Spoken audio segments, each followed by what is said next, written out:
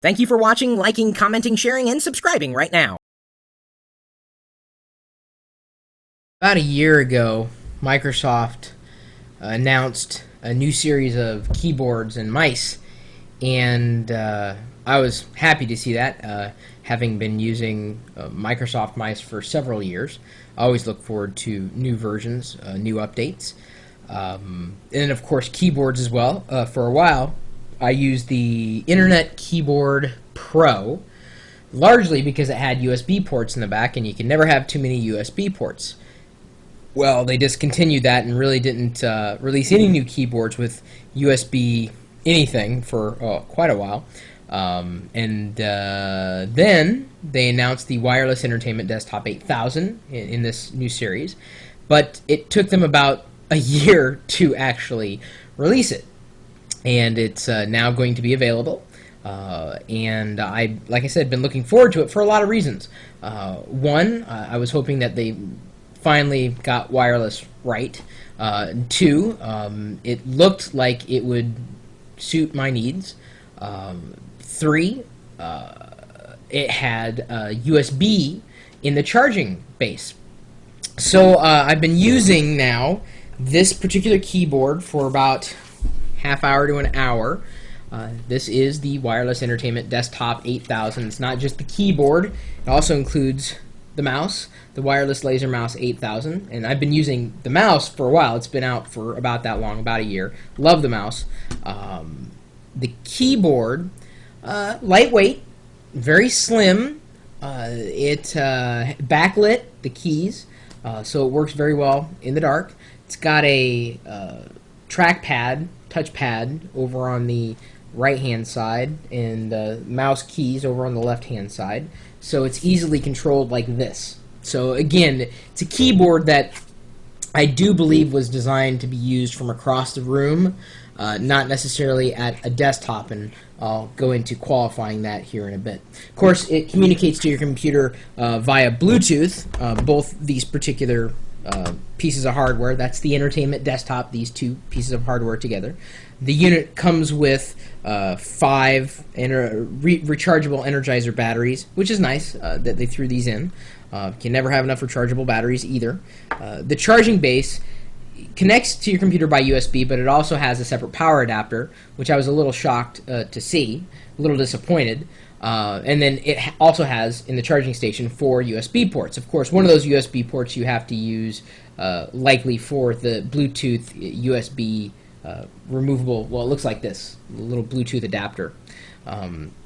Again, this one comes with the mouse that I have been using, but now I've switched over to using this particular new one, well, because it actually does look different, but it's newer, so, you know, if I've put any wear and tear, and believe me, I put a lot of wear and tear on that other mouse, you know, a new one can't hurt. So, in using this for the past half hour, I've run into a few frustrations. I'm a touch typist, and Microsoft made a few design decisions with this that are really mindless engineering decisions. For one, this Windows logo here at the bottom below the spacebar is the Windows key. It's not over here, and that frustrates me. I can't change that in the IntelliType software. It can't be remapped. This function key over here controls certain other aspects of the hardware. I've lambasted Toshiba and Lenovo, well, used to be just IBM, for not either having a Windows key or putting the Windows key in some odd location on the keyboard. In this case, Microsoft decided to put it below the spacebar because they decided to, I guess. It's frustrating because I use that for keyboard shortcuts like Windows R, Windows E, Windows D. I mean, I use it all the time. So now I've got to relearn. If I use this, I have to relearn how I use those shortcuts. I even use Windows S. I've mapped that to another particular utility. It's also odd that the touchpad or the trackpad that controls the mouse across the screen, nice to have, but the OK button in the middle doesn't seem to do anything. I figured it would act like a left click, but no, you actually have to use the left click button over here in order to have a left click. Most every key on here can be remapped, so instead of launching Messenger, you could launch Skype, or instead of launching Media Player, you could launch Winamp or whatever. I mean, some of the things can be remapped, just not the things that I really want to be remapped at this point. Another thing that is going to likely keep me from using this on a regular basis, as most of you have seen, I keep my keyboard at a proper height and a proper distance, and that is right here, right at waist level. So I'm sitting as accurately as I possibly can in terms of the most valid position for ergonomics. In fact, it's probably could stand to be a little lower. So I don't look at the keyboard. I'm a touch typist, and another weird decision they made, likely for design, but just I think a colossal mistake. Again, from my perspective, the function keys and a couple other keys like the escape key or the home and the end key they're not keys at all. They're nubs, and you don't press anything. You just touch it. Well, the problem is that if you're not looking at the keyboard and you need to get to one function key in particular, you either have to A, slide out the keyboard and try to locate the function key that you're trying to get to, or B, try to find it by touch or by memory, and in the process, you wind up hitting about 2 or 3 function keys that you don't want to hit. And I've done this several times in the last half hour, to the point where it's frustrating me to the point where I don't know if I can use this at this particular desktop.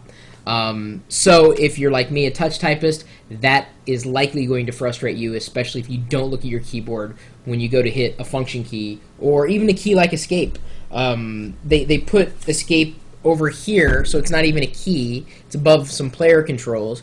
I've hit the tilde key thinking it was escape. It wasn't, obviously. I suppose I can go in and remap that as well. I don't know if I'd care to remap my tilde key. I guess I don't use it all that often, but still, I shouldn't have to remap a key. It should just be intuitive, I think. But again, I believe that the target user for this particular keyboard is the person who wants to control their computer from across the room. And for that, I think it's a good keyboard. I really do. For using it as a workstation keyboard, it's quite questionable. Again, from my perspective, I think one of the more humorous parts of the evening actually came when I was looking at the mouse. I thought I had rubbed something off, but apparently, well, let me just show you what I'm talking about. You will laugh, believe you me. This is the way it came, I swear. This is the way it came. We'll have to wait for it to focus in there. You gotta focus on it. Can you see it? Can you not see it? Because the R is missing. There's no R on the Microsoft logo on the mouse. That's the way it's shipped. It's like a lettering. It looks like it's not a sticker that I can see. It doesn't come off. It's on there, so it's a Microsoft.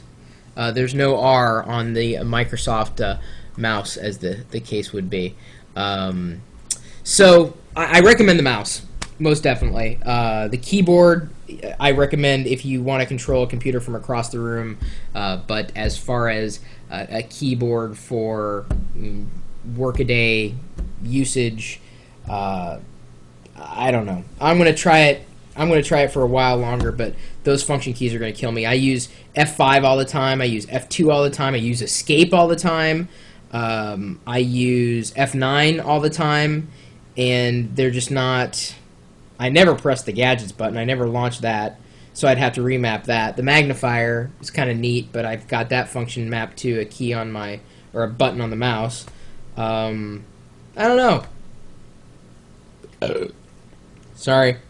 What do you think about, well, number one, Microsoft keyboards in general, Microsoft mice in general, or are you a Logitech kind of person, in which case I ask why their software is just bad, at least on Windows. I don't know how everything works on the Mac.